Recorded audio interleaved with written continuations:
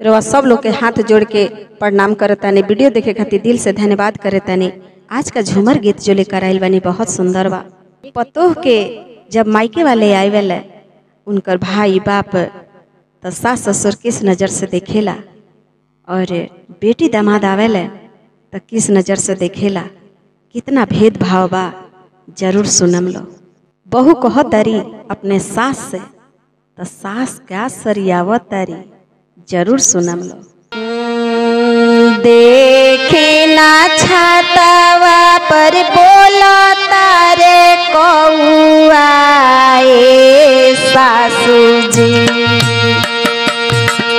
देखे ना छातावा पर बोला तारे कौआ ए सासू जी, ए सासू जी आज आई हैं हमार भैया ए सासू जी, आज आई हैं हमार भैया ए सासू जी।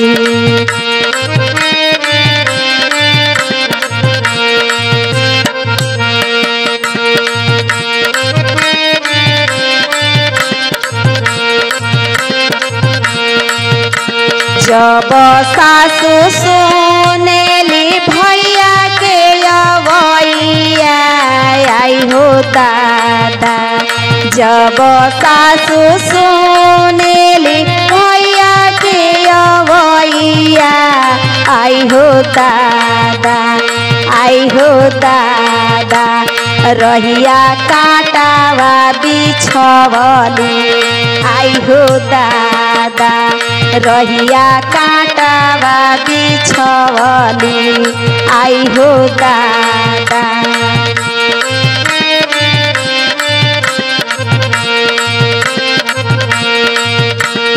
का तो हो सासु हो काटावा बिछवलू आई हो दादा, का तो हो सासु हो काटावा बिछवलू आई हो दादा, आई हो दादा भैया गारी हकवैया आई हो दादा, भैया गाड़ी हकवैया आई हो दादा।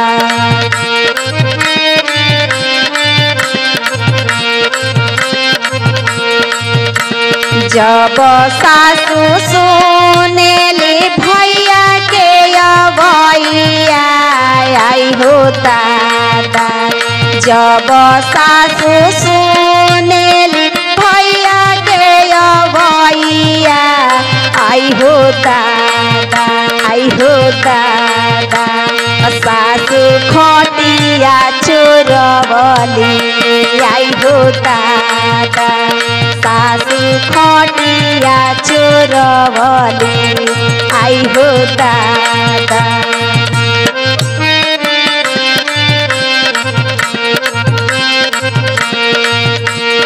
का तो हो सासू हो खटिया चोरवलू आई हो दादा, का तो हो सासू हो पिरही चोरवलू आई हो दादा, आई हो दादा भैया पलंग पर बैठब आई हो दादा, भैया पलंग पर बैठब आई हो दादा।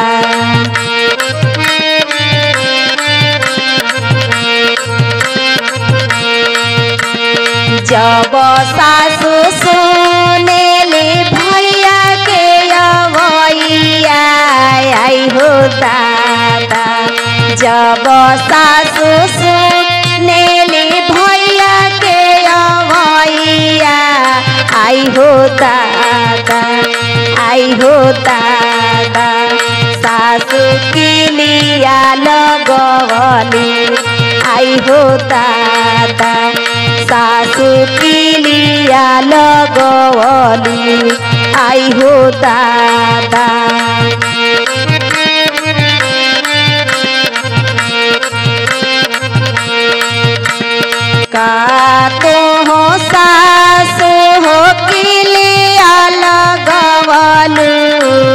हो दादा का तुम सासु हो किलिया लगवलू आई हो दादा आई हो दादा भैया छत के फनवैया आई हो दादा भैया छत के फनवैया आई हो दादा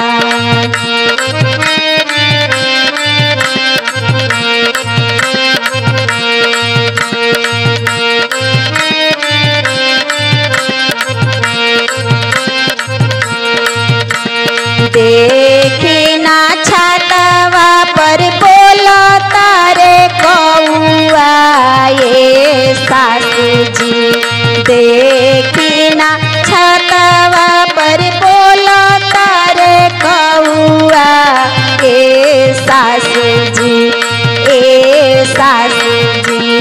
आज आई है हमार भैया ए सासू जी आज आई है हमार भैया ए सासू जी आज आई है हमार भैया ए सासू जी आज आई है हमार भैया ए सासू जी।